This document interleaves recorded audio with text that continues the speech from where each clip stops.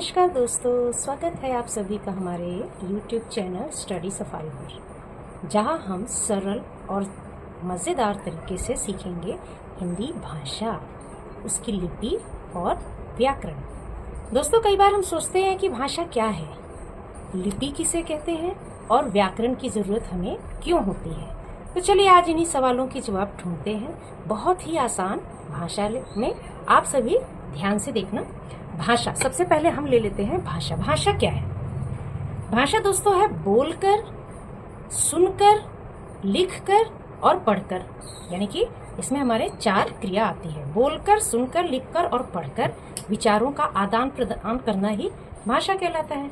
ठीक है, तो भाषा के भेद कितने होते हैं? भाषा के भेद कितने होते हैं? भेद, भाषा के 2 भेद होते हैं। एक तो होता है मौखिक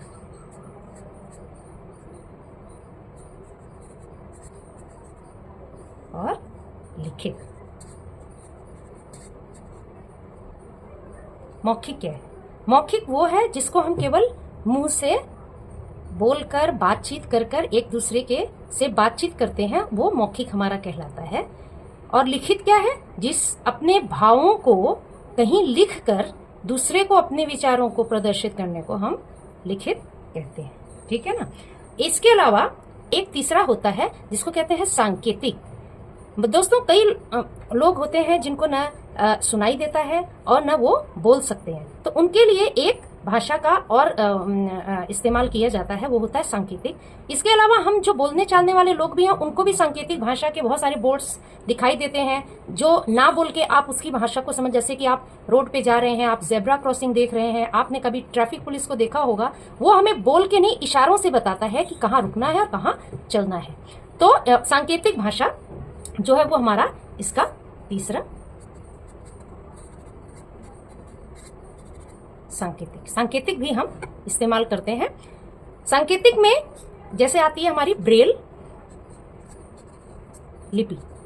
ब्रेल लिपि वो है जिन्हें दिखाई नहीं देता, तो वो ब्रेल लिपि के से सहायता लेकर अपनी आगे की पढ़ाई लिखाई अपने जीवन में पढ़ लिख सकते हैं। और इसके अलावा हो गया हमारा मूक अभिनय। जैसे आप अपने स्कूल में या आप कहीं प्रोग्राम करते हो, तो बिना बोले जो आप अपने ड्रामा दिखाते हैं, तो उसको मूक अभिनय बोला जाता है। तो ये सांकेतिक भाषा में आता है। ठीक है। भाषाएं कितनी प्रकार की होती है? मातृभाषा, मातृभाषा। मातृभाषा क्या है? परिवार में बोली जाने वाली भाषा मातृभाषा कहलाती है। ठीक है। मातृभाषा, जैसे किसी बच्चे का जन्म हुआ, तो वो भाषा जो सबसे पहले सीखता है अपने माता पिता से, अपने बड़े बुजुर्गों से, अपने घर में, उसको ही मातृभाषा बोला जाता है। जैसे गुजराती परिवार में जन्म लिया हुआ बच्चा जब बातचीत करता है, तो सबसे पहले तो वो सांकेतिक भाषा में अपनी माँ से बात करता है या अपने पिता से बात करता है, और उसके बाद वो अपने मातृभाषा को बोलना शुरू करता है। तो गुजराती परिवार में जन्म लिया हुआ बच्चा गुजराती भाषा में बात करेगा, पंजाबी में पंजाबी, और ऐसे ही उड़ीसा में जो है उड़िया, तो उसको मातृभाषा कहते हैं। दूसरा है हमारा राजभाषा। राजभाषा को दोस्तों हम राष्ट्रीय भाषा भी बोल सकते हैं। ये राष्ट्रीय भाषा भी कहलाता है। और वो भाषा क्या है? वो है हमारी हिंदी।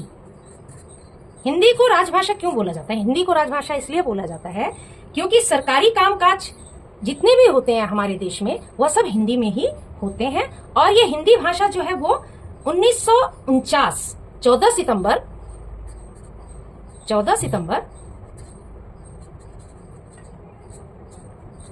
1949 में हमारे देश में लागू किया गया, जिसको राष्ट्रीय भाषा, यानी कि हमारे पूरे भारत में ज्यादातर हिंदी भाषा का ही प्रयोग किया जाता है। अगर आप एक अपने स्टेट से निकल के दूसरे स्टेट में जाते हैं, तो आप हिंदी भाषा का प्रयोग करके एक दूसरे से अपने आचारों विचारों का आदान प्रदान करते हैं। आपको पता है दोस्तों कि हिंदी के अलावा हमारे देश में प्रमुख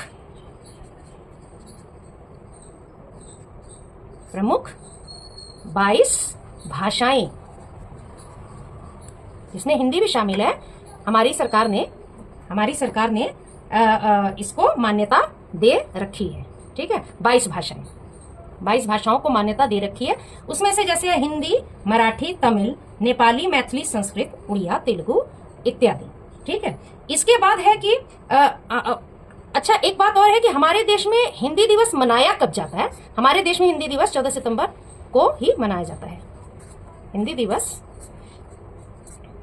14 सितंबर को ही मनाया जाता है। तो 22 भाषाओं के बाद अगले टॉपिक पे आते हैं। कौन सी भाषा हमारी है अब अंतरराष्ट्रीय भाषा। अंतरराष्ट्रीय भाषा। अंतरराष्ट्रीय भाषा क्या होती है? अंतरराष्ट्रीय भाषा वो होती है जो पूरे विश्व में बोली जाती है, जैसे कि अंग्रेजी, इंग्लिश जिसको कहते हैं, अंग्रेजी भाषा जो है वो लगभग विश्व में सभी देशों में बोली जाती है। यह अंग्रेजी जो है अंतरराष्ट्रीय भाषा में आती है। और इसके अलावा पूरे विश्व में लगभग 6500 भाषाएं बोली जाती है। पता है कि ये जो भाषाएं बोली जाती हैं, इसके लिए भी कुछ नियम बने हुए हैं कि ये भाषाएं बनी कैसे।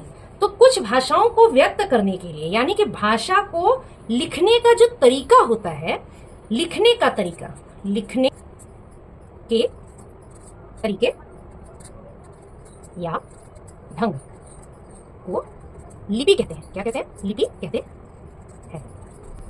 आप अपनी भाषा को किसी न किसी चिन्ह के द्वारा ही लिखकर बताते हैं। तो वो जो चिन्ह आप बनाते हैं, जैसे कि क, ख, ग, या आप अगर इंग्लिश की बात करते हैं तो ABCD है ना, ये अलग अलग हमारे चिन्ह बन रहे हैं। तो इन चिन्हों को लिपि कहा जाता है। क्या कहते हैं? लिपि कहते हैं। लिपि जो है वो हर भाषा की अपनी अपनी लिपि होती है। जैसे कि हिंदी, संस्कृत,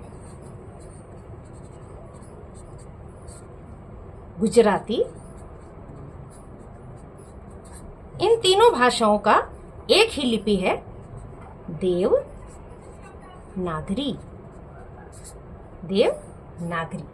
ठीक है। और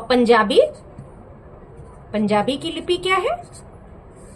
मतलब पंजाबी भाषा को हम किन चिन्हों से या किस लिपि से हम लिखते हैं, तो वो है हमारा गुरुमुखी।